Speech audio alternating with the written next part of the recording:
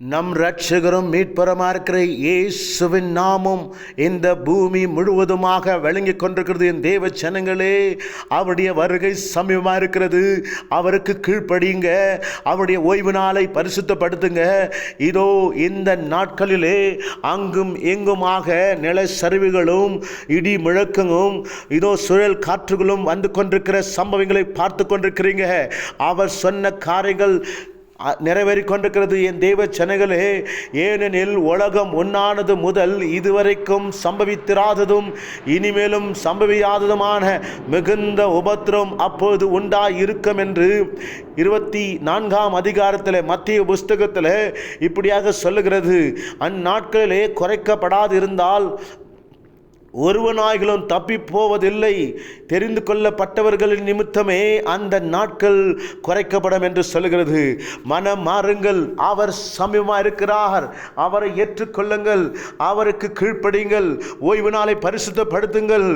அநேக பாவ செயல்களை விட்டு விலகுங்கள். என் தேவ ஜனங்களே, இயேசுவை அறியாத ஜனங்களுடைய நிலைமை மோசமாக இருக்கிறது.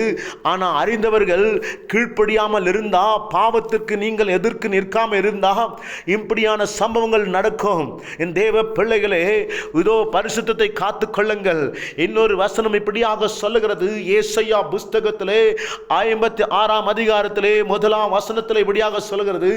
கர்த்தர் சொல்லுகிறார், நீங்கள் நியாயத்தை கைக்கொண்டு நீதியை செய்யுங்கள், என் ரட்சிப்பு வருவோம், என் நீதி வெளிப்படவும் சமீபமாக இருக்கிறது.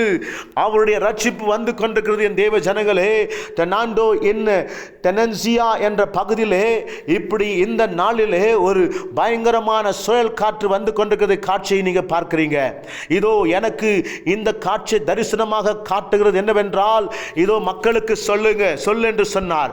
காரணம் என்னவென்றால், இதோ என்னுடைய பிள்ளைகள் தவறாக இருந்தாலும் அறகுறையாக இருந்தாலும் நான் அவர்களை ரட்சிப்பேன் என்று சொல்லுகிறார். நீங்கள் எனக்கு ஒன்றும் கொடுக்காதீர்கள், ஆவிக்குரிய கனியை மாத்திரம் கொடுங்கள். அவருடைய ராஜ்யத்தில் நீங்கள் பிரவேசிக்கப்பட வேண்டும் என்றால் உங்களுக்குள் இருக்கிற ஆவிக்குரிய கனிகளை கொடுங்க. நீங்கள் இருக்கிற இடமானது அவருடைய ஆலயம், அவருடைய பரிசுத்த கூட்டமாக இருப்பீர்கள். உங்களை வேறு பிரித்து தனக்காக வைத்துக் கொண்டிருக்கிற ஜீவனுள்ள தேவனுடைய ஆளுகை சமீபமாக இருக்கிறது.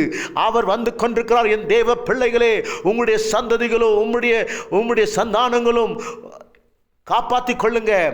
அவர் எப்படி ஏறி போனாரோ அப்படியே வருகிறவரா இருக்கிறார். அவர் உயிருள்ள தேவன். அவர் வானத்துக்கும் பூமிக்குமாக அதிகாரியா இருக்கிறார். ரட்சித்துக் கொள்ளுங்க. ரட்சிப்பை காத்துக் கொள்ளுங்க. ரட்சிப்பை காத்துக் கொள்ளுங்க.